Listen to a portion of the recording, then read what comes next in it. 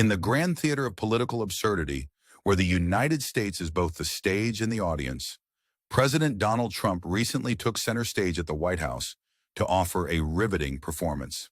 With his signature flair for hyperbole and a penchant for rewriting reality, Trump launched into a tirade against the judicial system, a deplorable roadblock to his noble quest of ridding the nation of some very bad people. In the president's world, these bad people are not just your everyday illegal immigrants, but a colorful array of killers, murderers, and drug dealers. It's almost as if America is the setting of a crime thriller, complete with villains from every corner of the globe. Trump proudly proclaimed his administration's Herculean efforts to shut down the border, boasting, "Honestly, it's one of the great successes. We have virtually nobody coming in illegally."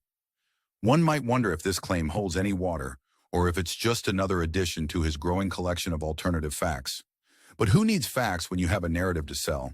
However, Trump lamented the pesky court rulings that threatened to derail his vision of a fortress America. With a flourish, he declared, "I hope we get cooperation from the courts because, we have thousands of people that are ready to go out, and you can't have a trial for all of these people." Ah, the age-old dilemma, justice or expediency. In Trump's America, the latter seems to have a higher value. Since his triumphant return to the Oval Office, Trump has been embroiled in a legal quagmire, with lawsuits piling up like unsorted mail. Nationwide injunctions have become the bane of his existence, thwarting his executive orders left and right. The Supreme Court is poised to weigh in on a particularly juicy case involving Trump's attempt to end birthright citizenship. It's a drama worthy of a legal reality show, complete with federal judges as the unsung heroes and Trump as the beleaguered protagonist. In an episode worthy of a daytime soap, Trump bemoaned the delay in deporting criminal alien gang members, thanks to a ruling by U.S. District Judge James Boasberg. The judge invoked the Alien Enemies Act, temporarily blocking Trump's efforts to send these unsavory characters back to El Salvador. Trump, ever the master of hyperbole, warned that such judicial obstruction could lead to a very dangerous country. It's a curious logic. Without immediate deportation, America risks descending into chaos, or so the narrative goes. Trump's tales from the border become even more fantastical as he spins a yarn about Venezuela emptying its prisons into the United States. One might almost expect a caravan of cartoonish villains marching northward, ready to wreak havoc on the unsuspecting American populace. It's a story that would make even the most sensationalist tabloid blush. In a plot twist, Trump shifted gears to address the ongoing trade war with China, a conflict of titanic proportions that makes for excellent geopolitical theater. With characteristic bravado, he declared, "Ultimately, they have to make a deal because otherwise they're not going to be able to deal in the United States." It seems the art of the deal involves strong-arming one of the world's largest economies into submission. Diplomacy, it appears, is just a fancy word for getting your way. Trump, ever the showman, promised that the current 145% tariff on Chinese goods would be lowered in the impending deal.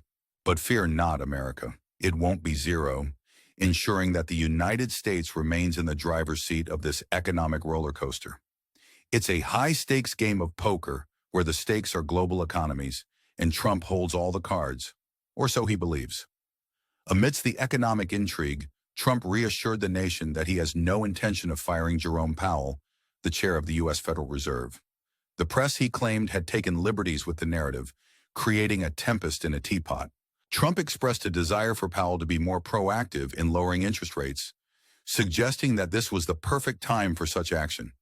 It's a delicate dance of monetary policy, with Trump as the choreographer and Powell as the reluctant dancer. Now, dear viewers, as we navigate this labyrinth of political theater, we invite you to ponder these tales of grandeur and absurdity. What are your thoughts on Trump's immigration policies and the ongoing trade war with China?